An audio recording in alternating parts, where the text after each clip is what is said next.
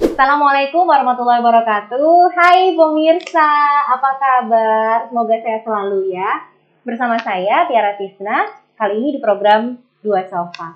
Tempat kita buat ngobrol bareng, tempat kita buat curhat, bertanya, berbagi pengalaman seputar apapun dengan seorang pribadi yang terpilih, dan semoga bisa menambah wawasan kita atau bisa menjadikan inspirasi buat kita. Oke? Terus, semoga juga bisa jadi ajang kita untuk bersilaturahim. Dan tahu kan kalau silaturahim itu memanjangkan usia insya Allah, menambah rezeki insya Allah. Amin, doakan saja. Tiba-tiba ada suara di sebelah saya, ini siapa ya? Pemirsa, di episode kali ini spesial banget karena kita mengusung tema Ramadan and Me. Di sini momen buat berbagi cerita, momen berbagi pengalaman, kenangan ataupun kesan apapun seputar bulan Ramadan, bulan suci, bulan yang penuh berkah. Dan sudah hadir bersama saya salah satu pribadi terpilih yang luar biasa sekali. Amin. Saya kenal dengan nama Mbak Ana Marita, atau lebih akrabnya ya, saya panggilnya Mbak Ana aja, gitu ya. Assalamualaikum Mbak Ana. Waalaikumsalam warahmatullahi wabarakatuh. Masya Allah, apa kabar? Alhamdulillah sehat, baik. Pokoknya alhamdulillah terus ya. Saya masih jatuh cinta sama kacamatanya. Lihat kacamatanya bagus sekali. Aduh, jadi malu. Mbak Ana, Ya. Sebelum kita ngobrol panjang, sebelum kita ngobrol lebih lanjut, lebih dalam mungkin ya, saya pengen Mbak Ana cerita dulu dong. Who are you? Siapakah sih Mbak Ana ini? Saya adalah ibu rumah tangga. Saya ibu rumah tangga dengan satu suami saja dan 3 anak yang masih kecil-kecil gitu. Dan usia berapa nih? 7 tahun, 5 tahun, dan 2 tahun yang kebetulan semuanya adalah cewek. Oh, alhamdulillah gitu kan. Nah, kalau untuk kegiatan saya sehari-hari, kebetulan usaha saya lebih ke untuk urusan organizer, jadi ngurusin orang-orang nikah kayak gitu. Sebenarnya fokusnya bukan cuma orang wedding sih, cuman kebetulan rezeki saya 90% di wedding. Cuman ada beberapa misalnya kayak produk launching dan lain sebagainya juga alhamdulillah mempercayakan kepada kami. Itu masih sampai sekarang masih Mbak? Alhamdulillah masih. Itu dimulai dari kapan nih? 2015 saya baru. 2015 sampai sekarang? Iya, sampai sekarang. Mbak Ana, tadi kan ngobrol masalah wedding organizer, kesibukannya. Nah, wedding organizer dihubungkan sama pandemi, biasanya kan dibilang tidak boleh wedding besar-besaran, terus digerebek. Nah, terus gimana dong pendapatan dan lain-lainnya? Jadi gini sih, sebenarnya dari pandemi itu mulai dari Maret 2020 itu saya benar-benar off itu hanya sekitar 3 bulan.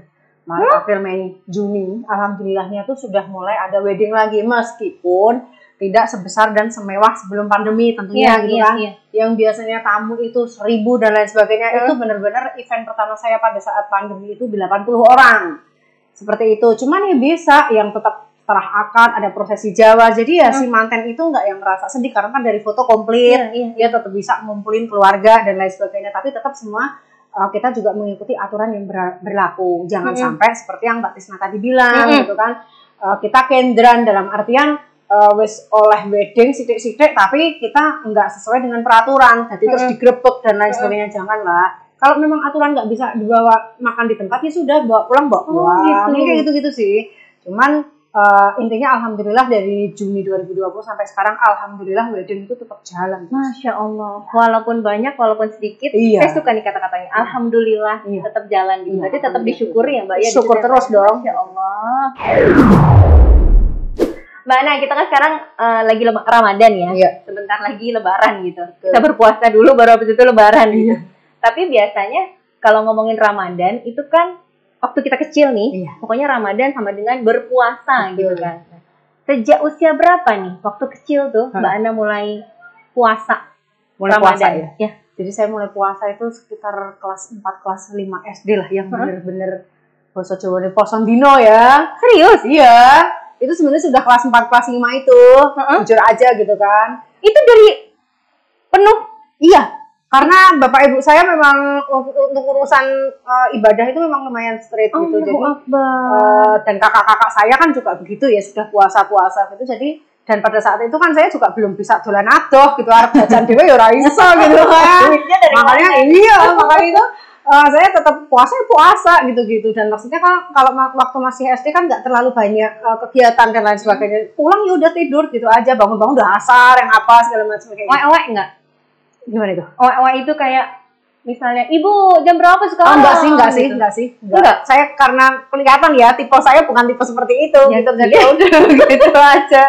Anak berapa dari berapa bersaudara, Mbak? 4 dari 4. Oh. Saya anak bungsu. Berarti memang sudah ada contoh dari kakak-kakaknya. Iya, gitu betul. Ya? Kangen nggak Lebaran Ramadan sama kakak-kakak? Oh iya, dan dulu itu kan kalau dulu itu kayaknya lebih asik banget daripada sekarang ya. Dulu itu subuhan gitu kan, vibe-nya tuh kayak beda gitu loh. Sekarang kalau misalnya Ramadan saya habis mau subuhan itu kayak kayak sepi aja. Cuman pada saat dulu itu saya tuh berangkat subuhan itu nggak bareng sama orang tua gitu, nggak bareng juga sama kakak saya sebenarnya. Jadi ngampirin kancane yang masjid, mulai melaku yang kayak gitu lah. Sekarang buka kan? Oh enggak. Sekarang tuh kayak saya tuh nggak jarang-jarang melihat pulang dari masjid anak-anak pada jalan-jalan bareng itu nggak terlalu kayak dulu gitu. Yang kayak gitu tuh saya kangen banget gitu. Anak-anak waktu momen anak-anak dulu kayak gitu sampai usia saya sampai SMP masih kayak gitu. Oh, SMP masih. Berarti memang menyenangkan ya? Iya, menyenangkan sekali. Memori Ramadannya yang paling nancep apa nih? Ya lebih seperti itu sih, Mbak. Jadi kalau Ramadan itu kan jadi guyup banget gitu loh sama teman-teman. Terus misalnya kayak zaman dulu kan kita dapat buku ya dari sekolahan gitu kan. Jadi waktu pulang dari traweh pun udah pada pulang, kita masih yang ngantri tanda tangan yang kayak gitu-gitu. Terus sempat tanda tangan dong kayak gitu-gitu lah, asik banget loh itu asli. Terus udah gitu dapat jaburan pulangnya. Pada saat itu kita belum paham kalau makan itu nggak boleh sama jalan. Jadi kan mulai kalau kanca-kancane karo maem gitu.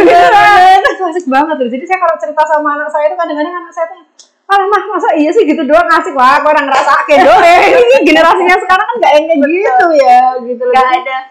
Nggak ada buku yang harus tanda tangan. Iya, so far belum ya, karena anak saya kan baru SD kelas 1 ini gitu. Jadi makanya saya juga belum tahu apakah nantinya dapat atau enggak. Nah, tadi usia kelas 4 kelas 5 SD sudah mulai berpuasa dan itu sudah beneran gitu ya? Iya, beneran. Ngerasa berat nggak waktu itu? Iya, pasti dong. Cuman kan memang pada saat saya kelas 2 kayak gitu-gitu saya sudah latihan puasa gitu. Puasa beduk kayak gitu loh, Mbak. Gitu. Tapi jangan salah sih, saya juga nggak mau kelihatan baiknya doang sih. Saya kelas 4 kelas 5 ini pada saat SD kan ya itu tadi saya bilang ora iso dolan dhewe. Jadi kan pulang ke rumah kan tetap puasa gitu. Cuman begitu kayak SMA nyuwun pangapunten temennya kan udah yang gitu-gitu ya. Jadi SMA itu kalau dihitung puasa saya yo sithik gitu. Jadi berarti bagusan SD daripada SMA. Iya, gitu. SMA seperti itu ya.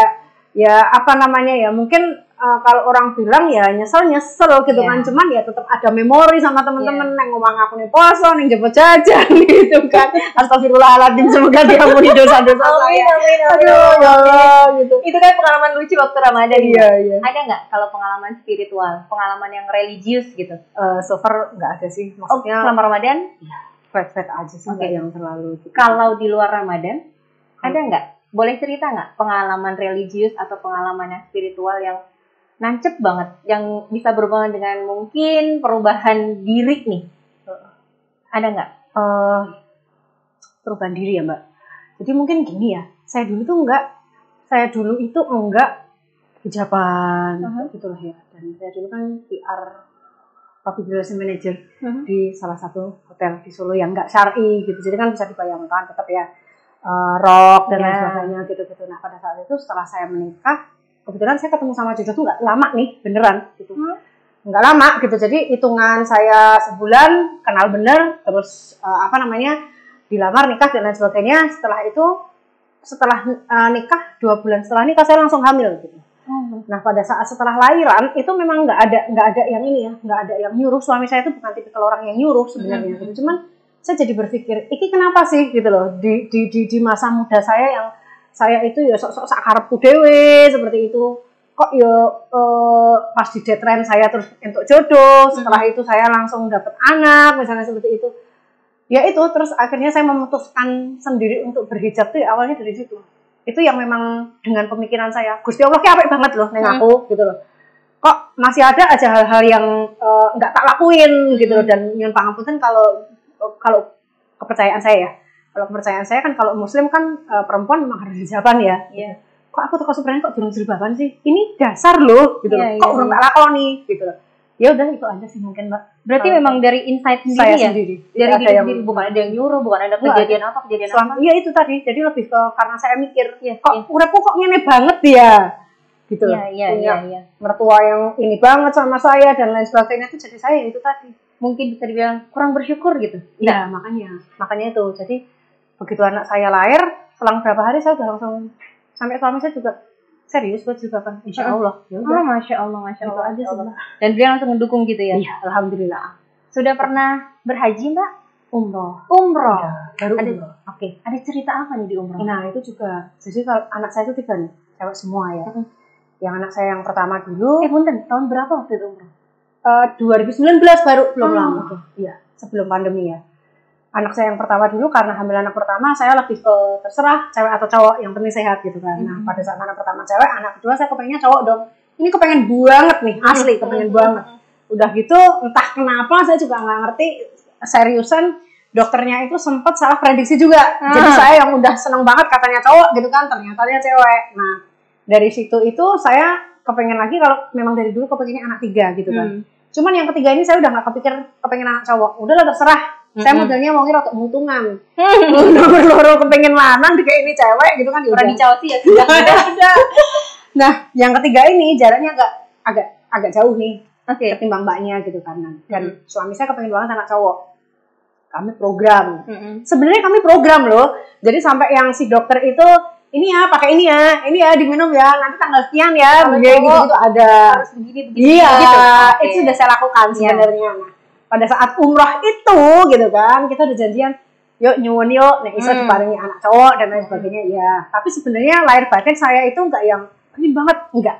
Apapun yang penting pokoknya sehat, udahlah saya gitu.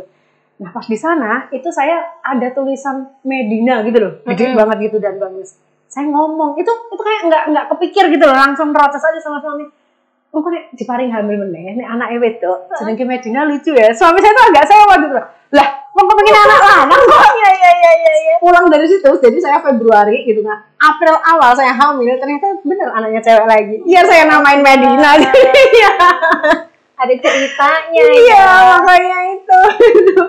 Ya, alhamdulillah. Pokoknya itu kalau saya tuh yang penting sehat gitu. Iya. Jadi akhirnya tiga-tiganya Cewek semuanya. Oke. Memori Ramadan memang berkesan banget ya buat Banget, Mbak Ana ya. iya. Oke. Banget. Kalau gitu, Terus kalau menjelang Lebaran kan nanti kita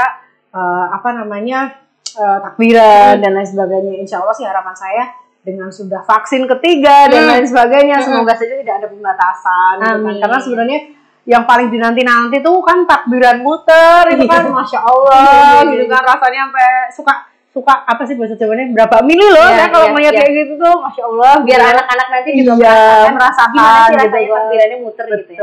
Itu hubungannya berarti sama aktivitas Ramadan ya Mbak ya? Aktivitas Ramadan. Kalau sama aktivitas sehari-hari, daily activity, secara wedding organizer as a mom gitu ya, pasti ada dong yang berubah selama Ramadan. Yang biasanya jam sekian sampai jam sekian, ini kan berarti mesti jam sekian dan jam sekian kan gitu ya. Nah, apa nih perubahan daily activity-nya? Jadi kalau misalnya untuk urusan kerjaan, jadi selama Ramadan ini kan hampir saya nggak ada wedding ya, nggak ada event wedding. Lebih ke meet up klien, lebih ke rapat pertemuan misalnya. Nah ini yang biasanya saya dulu nggak ngebatasin, dalam artian kalau rapat pertemuan, rapat keluarga kan lebih ke biasanya habis maghrib nih. Ini selama Ramadan ini memang saya sudah matur ke klien-klien, mohon maaf, saya membatasi hanya sampai jam 4:30 karena saya harus prepare siap-siap buka di rumah dan lain sebagainya, lebih seperti itu sih. Jadi tidak ada aktivitas di atas maghrib supaya kita juga sama-sama ibadahnya bisa lebih maksimal dan lain sebagainya seperti itu. Kalau untuk kegiatan di rumah sih ya standar. Kebetulan saya itu biasa setiap hari jam 4 itu pasti bangun, gitu kan. Nah, cuman ini jam 4 bangun itu biasanya udah terusan aja sampai siang sampai malam gitu kan. Cuman kalau puasa sih dari yang kemarin-kemarin biasanya saya jam 2 gitu udah bangun dan lain sebagainya gitu. Nah nanti kalau misalnya udah habis subuh tuh kadang-kadang masih jadi malah merem-merem dikit lagi gitu sampai anak jamnya sekolah baru saya nganterin dan lain sebagainya. Itu aja sih, nggak terlalu ada yang perubahan ini gitu. Enggak. Ada kerjasama nggak sama keluarga? Maksudnya? Untuk perubahan-perubahan aktivitas ini, berarti kan mungkin ayo nanti kamu bantuin untuk bikin buka puasa. Oh kamu iya bantuin buat pasti. ini gitu. Iya, anak-anak. Jadi suami sama anak gitu membantu apa enggak? Nah, kalau suami sih saya memang nggak terlalu ini ya, karena kan suami kan dari pagi sampai sore kan dia toko ya, gitu kan. Jadi saya nggak terlalu meminta bantuan apa-apa. Cuman kalau anak memang dari dulu saya selalu untuk urusan apapun melibatkan. Oke. Gitu. Biar anak itu tahu uang tua mungkin kayak gini loh. Dan lain sebagainya. Ya masalah rumah tangga, masalah maksudnya untuk urusan rumah, masalah kerjaan dan lain sebagainya itu memang saya udah ngerti kayak anak dari dulu. Bagi-bagi, nyapu, Iya, masak, iya. apa. Ya meskipun nyapu ya dong resek, apa ya dong apa gitu kan istilahnya. Jadi saya lebih ke dolanan diberesin sendiri. Untuk urusan sekolahan, besok jadwalnya apa kan udah bisa baca tuh. Iya. Cek sendiri, masukin sendiri. Mamah nanti tinggal make sure salah apa benernya, seragam disiapin sendiri dan lain sebagainya. Jadi untuk hari-harian biasa sudah seperti itu. Tapi kalau misalnya Ramadan ya lebih ke bantuin masak-masak tipis-tipis sih gitu. Karena saya juga enggak yang masak berat gitu untuk enggak sih. Sudah bakal ngajarin anak-anak puasa juga? Sudah. Usia 7, 5 sama enggak dari anak saya yang pertama sih, baru anak saya yang pertama dari mulai tahun kemarin baru gitu.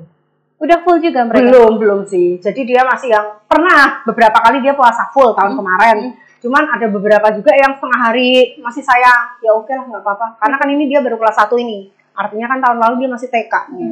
Ngasih pengertian ke mereka bahwa puasa itu kayak gini loh nak, gitu gimana nih Mbak? Jadi ya saya matur bahwa di dalam beragama itu kan ada hal-hal yang diwajibkan. Sholat. Anak saya alhamdulillah dua-duanya sudah nggak pernah bolong sholat lima waktu. Gitu kan. Meskipun, apalagi yang TK nih ya, bacaan dia belum full, tapi setidaknya kui bendino kudu sholat, meskipun kui baru gerakan, setidaknya kan dia sudah berasa kalau bolong sholatnya dia kok ada yang aneh ya. Enak, itu aja dulu gitu loh. Ke depan masalah bacaan dan lain sebagainya itu mengikutin. Kalau saya gitu sih, kan orang sendiri-sendiri ya. Iya. Puasa pun begitu. Nah puasa ini juga wajib gitu. Selama bulan Ramadan kecuali mamah nih kadang-kadang ada halangan, nah kamu tuh harus puasa terus. Karena kamu masih kecil, semampumu aja dulu gitu loh. Dengan kamu puasa semampumu itu Allah juga ngehargain gitulah. Cuman ya sudah, intinya dia tahu kalau yang wajib itu harus. Seperti itu dia tahu. Jadi ya dia memang ada usaha untuk itu. Oh, berarti emang sudah ditanamkan ya Mbak ya? Iya. Ini puasa ini kayak gini loh nak. Puasa itu harus begini loh nak. Gitu mereka sudah tahu. Sudah ditanamkan juga sama Mbak Ana. Iya. Oke, Masya Allah ya.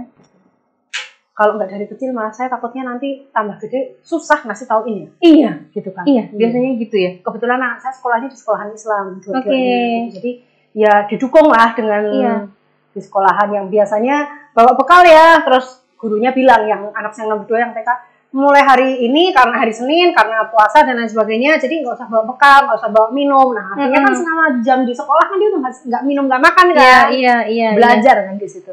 Bisa diiniin sekalian puasa gitu, nanti bukanya beduk. Ya, yang nomor 2 sudah buka beduk gitu. Ya, ini sudah mulai puasa. Oh gitu. Ya. Oh Masya Allah. Gitu. Meskipun kalau yang nomor 2 ini memang agak beda ya, jadi merengut-merengut gitu. Kalau yang pertama enggak sih dulu. Oke. Enggak gitu. Perubahan aktivitas Ramadannya tapi nggak mempengaruhi kehidupan sehari-hari gitu ya Mbak? Enggak. Alhamdulillah. Mbak Ana, ngomongin tentang Ramadan tahun ini. Ada nggak sesuatu yang pengen dicapai? Ada goalnya nggak untuk Ramadan tahun ini? Jadi kalau saya sih mungkin lebih ke tiap hari paling tidak ngaji lah ya. Karena kalau tahun kemarin saya itu ada beberapa kegiatan yang akhirnya sok-sok sedino tuh nggak sempat pegang Quran sama sekali gitu loh. Cuman saya memang nggak matok harus 30 ini juz dan lain sebagainya gitu, nggak sih. Cuman pokoknya paling nggak setiap hari saya harus ngaji, itu aja. Ngajinya bareng-bareng sama keluarga? Kayaknya enggak deh, karena kan suami dari pagi sampai sore di toko dan lain sebagainya seperti itu. Malam habis itu taraweh, habis taraweh biasanya kita udah pada ngantuk dan lain sebagainya seperti itu. Iya, jadi kalau saya ngaji memang dari dulu lebih ke ngisi siang yang kosong.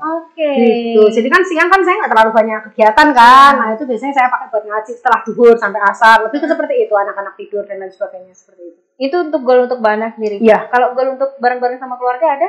Ya lebih ke ini aja sih, jadi dari masing-masing itu lebih baik daripada tahun kemarin. Kalau misalnya anak saya kemarin masih ada bolong-bolong nih, anak yang pertama, saya tidak memaksa, tapi lebih ke menemani dan lain sebagainya, menyemangati untuk supaya dia bisa 1 bulan puasa full sehari. Terus yang anak kedua mungkin tetap lebih ini lagi puasanya. Lebih ke itu aja sih. Itu ini bareng sama keluarga? Iya, betul. Kerja sama bareng sama keluarga juga lagi ya Mbak ya? Oke. Terus Ramadan tahun ini, kalau dikalkulasikan gitu, dihitung-hitung gitu sama anak-anak, apakah akan tercapai nih goalnya nih? Insya Allah. Insya Allah. Sudah yakin ya? Yakin. Berarti sudah yakin. Sudah dihitung, kita akan mencapai goal ini bareng-bareng sama keluarga gitu. Masya Allah. Alhamdulillah. Ya, karena itu dari jauh hari sudah kita kampanyekan selalu ya, gitu kan. Jadi si anak itu pun juga alhamdulillah kemarin excited, mah berapa hari lagi? Berapa ini lagi kita puasa? Gitu. Alhamdulillahnya seperti itu, gitu. Karena setiap hari kita ya ini terus, gitu. Oh, malah mereka bertanya, mereka excited mau puasa ya? Oh iya, pantesan itu goalnya pasti tercapai. Makanya kalau anak kecil kan juga gitu ya, gitu. Dia kan sama teman-temannya kan nanti pasti di sekolah cerita, "Wingi posomu nutuk nggak?" Ya, sebagainya. Nah, itu meskipun kita nggak bisa harus puasa itu niatnya sama Allah, yang gitu-gitu saya maksudnya pokoknya jalan dulu gitu, karena hal yang seperti itu kan juga jadi semangat nih buat si anak gitu loh. Kemarin itu bisa puasa seharian kok aku juga harus begini. Nah, misalnya seperti itulah. Oke. Saya yakin. Kalau Ramadan tahun ini ada favoritnya nggak? Pengen ada sesuatu yang favorit nggak? Sesuatu yang favorit, misalnya seperti apa tuh Mbak? Misalnya kayak tempat favorit nanti kita buka puasa di sini. Oh gitu. Jadi takjil favorit kita makan ini, makanan favorit kita makan itu. Gitu. Ada sih, jadi kita sudah kebetulan kita rencana ada kepengen makan di mana sama keluarga kayak gitu ada. Cuman kalau untuk pilihan makan pada saat buka puasa itu memang saya lebih ke misalnya yang apa sih kayak lesehan bisa bareng-bareng. Jadi itu kesannya nyantai gitu loh. Karena kalau misalnya kita tuh bukan kenapa ya, ini untuk saya ya. Kalau makannya tuh lebih ke kayak di restoran yang duduk atau ke hotel itu kayak yang terlalu riwah banget gitu loh, orang kesana kesini dan lain sebagainya gitu kan terlalu rame gitu kan. Cuman kalau misalnya yang ada saungnya, ada apanya itu kita menikmatinya tuh lebih enak gitu loh. Direncanain nggak sih Mbak? Ada 30 hari gitu? Oh enggak sih. Buka puasa di sini ini gitu. Jadi lebih on the spot aja. Kita udah ada tanggal sekian ya kita buka karena ada kebetulan barengan ada acara lah, momen lah pada saat itu. Jadi nanti tanggal sekian kita buka di sini ya, itu udah ada. Seperti itu. Tapi nggak yang setiap saat kita buka di luar itu nggak sih. Iya.